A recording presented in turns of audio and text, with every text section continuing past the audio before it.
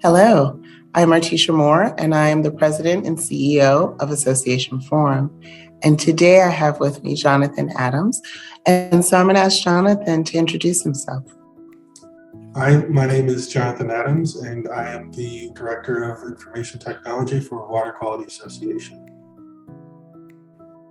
Jonathan, thank you so much for being here with us today. We're at a very pivotal time within our history. And so I'd like to hear from you. What does Black History Month mean to you? Well, for me, Black History Month is all about stopping to just hitting pause and reflecting on everything that goes into Black history. It's a mix of emotions and perspectives, right? So you have everything from, Madam C.J. Walker to Emmett Till, everything from, the Tuskegee Airmen to the Tuskegee experiments, right? So Black History Month is all about this mix of pride and pain and inspiration and sorrow all together all at once. So I think the important thing for me for Black History Month is to just kind of focus on for the positive stuff, looking at someone like Madam C.J. Walker and understanding, if she can do what she did when she did it, there's no limit to what we can do today, right? And then for the bad things, it's like, how far away can we get from those things? Like, how much progress can we make to get ourselves in a better place away from it? Because we from there to here has been amazing, but we still have, a long way to go. And how quickly can we get there? I think that's really important, what you said. We've come a long way, and we have a long way to go. And so now I'm going to focus a little bit on your role as the IT director and as a person who spent a lot of time in technology in my career and being the first and only, first female, only person of color, right? In some of those spaces, I can understand that. So I want to reflect for you, what is it like to be the first person of color as the director of IT for the Water Quality Association? Well, I will say that I'm also much like you hinted at, I'm also the first IT director for Water Quality Association. So previously the organization was outsourcing IT. So I'm the first IT director in my position.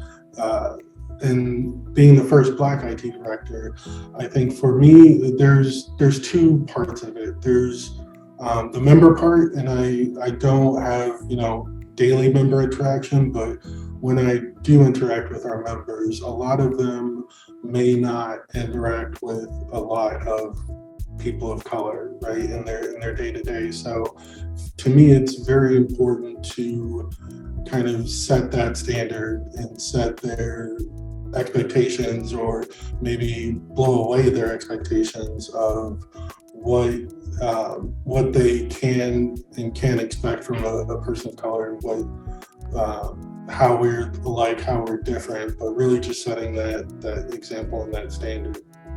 And then as we talk about internally, I think it's very important to have people of color in leadership positions, because, for people who are coming into the organization, seeing a person of color, you feel automatically that, okay, this is somewhere that I can succeed. And I think for a lot of us, when we first got into the forum, seeing Michelle Mason and now yourself in that CEO executive director spot, you automatically kind of feel like, okay, this is a place where I can feel welcome, or a place where I can succeed. I'm glad you mentioned, what you see and how that inspires you. I was also from afar in DC, very inspired by Michelle Mason and what she was doing in Chicago. And I thought in some aspect, being able to come in and kind of take the reins too, it was because Michelle made me believe, right? So I think about the heroes that I know that are close to home and the heroes that, from afar, right, and that we look up to, and how they kind of fuel us to do things and show up in the way that we do. So I'm always interested to hear from people, who do you look up to and who do you admire as your heroes? So I will definitely say my heroes are my mom and dad.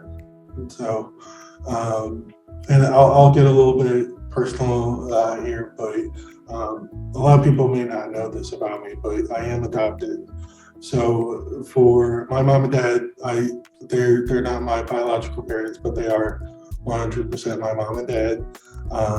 But it's a thing where I know that my life would be entirely different if it were not for their love and patience and guidance. So I just got so much from both of them. So from my dad, when I was growing up, he worked 2 full-time jobs, and he would come home and he only had a limited amount of time to eat and shower and sleep and get ready, do it all again. But he was always very deliberate about asking me about my day, and making sure that he was asking about school and stuff I had done. So that is something that I try to carry on myself. I have three children at home, 2 newborn twins. So at times where my patience is stressed, I try to think back to, okay, I'm only working 1 job, so I can do this. So that was the lesson from my dad. And then from my mom, one thing that there was a lot of different lessons, but the one that I keep going back to is, she would say this, she'd probably said this 100 times throughout my childhood, but when you know better, you do better. And she would use it a lot, to explain people who maybe weren't doing the right thing, or may have been, someone cursing out the manager in the store, or someone behaving kind of like an idiot. It's like, when you know better, you do better. And it's something that I don't know at the time if she even realized, how much wisdom was in that, but just as I've grown up as an adult, just understanding when you know better, you can do better, and so not just, in terms of formal education, but that's obviously a part of it, but just learning from the experiences and knowledge and, the wealth of community that you can get from other people, right? So in this past year, I've had the pleasure to connect with a lot of different people within the association community, a lot of very bright, talented people, and everyone's been very welcoming and sharing of their experiences. And so that is something that still resonates with me, is when you know better, you do better, because that's how we get ahead, is just having access to the information that we don't have. So I love that, and I'm thankful for your parents, because those lessons that you just spread for all of us, right? I will say your mom's lesson about know better and do better is something that was instilled in me too from my grandmother. So I appreciate that and hearing that. And just another plug, I worked at an adoption agency early in my career. The power of that and the power of connecting families is so important. So thanks for speaking that too. Jonathan, this has been great. And I really appreciate your openness and sharing with us about what this period of history and reflection means to you, and shining a light on the unsung heroes in your life, your parents. So thank you so much. All right. Thank you for having me.